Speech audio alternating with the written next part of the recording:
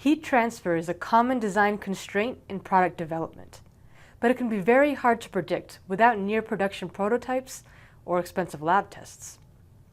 Thermal analysis and SOLIDWORKS simulation can help us find the resultant temperatures due to heat transfer in parts and assemblies. We can find out if a part will overheat or if we will see stress hotspots due to thermal expansion. Thermal analysis uses heat generation loads like heat power or steady state temperature, and heat dissipation options like convection or radiation, and outputs information like temperature, heat flux, and temperature gradients. Here we have a chipset made up of a ceramic porcelain substrate and 4 simplified integrated circuits. The goal is to apply our heat loads over time and interpret the temperature results. To do this, I will apply a heat power to each of the chips and convection due to the surrounding air.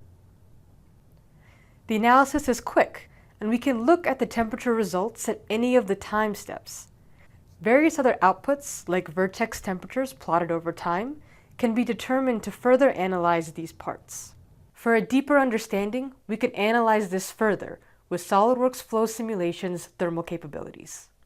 In this CFD tool, we can calculate convection over time, depending on the fluid and its velocity, allowing users to factor in nearby fans, with additional tools to represent more complex board components.